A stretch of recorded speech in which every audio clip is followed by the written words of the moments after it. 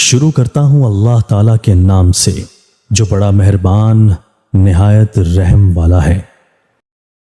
حضرت عائشہ صدیقہ رضی اللہ تعالیٰ عنہا سے روایت ہے کہ میں نے بعض نمازوں میں رسول اللہ صلی اللہ علیہ وآلہ وسلم کو یہ دعا کرتے ہوئے سنا۔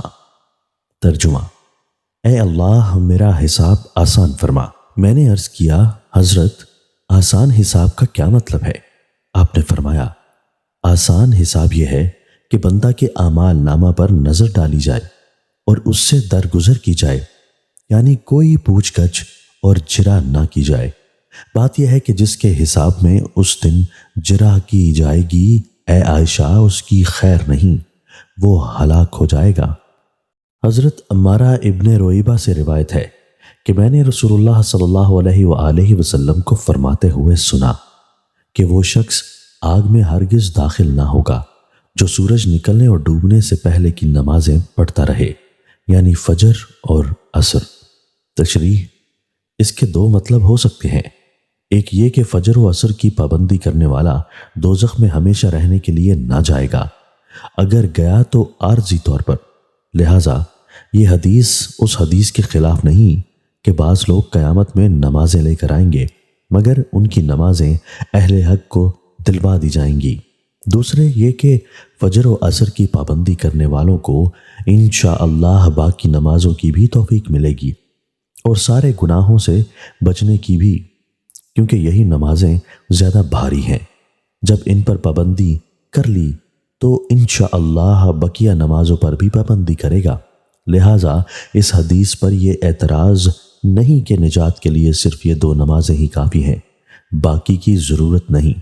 خیال رہے کہ ان دو نمازوں میں دن رات کے فرشتے جمع ہوتے ہیں، نیز یہ دن کے کناروں کی نمازیں ہیں، نیز یہ دونوں نفس پر گرا ہیں کہ صبح سونے کا وقت ہے اور عصر کاروبار کے فروغ کا، لہٰذا ان کا درجہ زیادہ ہے۔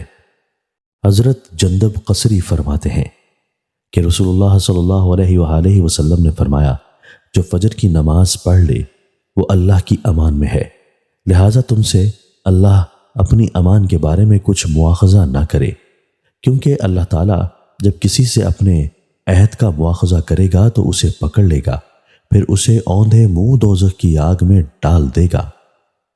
حضرت جابر رضی اللہ تعالیٰ عنہ سے روایت ہے کہ رسول اللہ صلی اللہ علیہ وآلہ وسلم نے فرمایا حمد و صلوات کے بعد یقیناً بہترین بات اللہ کی کتاب ہے اور بہترین طریقہ محمد مصطفیٰ صلی اللہ علیہ وآلہ وسلم کا طریقہ ہے، اور بدترین چیز دین کی بدعتیں ہیں اور ہر بدعت گمراہی ہے۔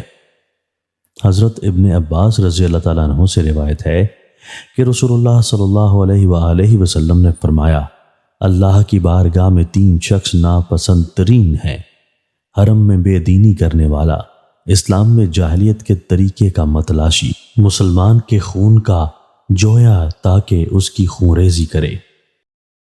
دوستو، اللہ تعالی ہمیں ان احادیث مبارکہ پر عمل کرنے اور اپنی زندگیوں کو سنوارنے کی توفیق عطا فرمائے۔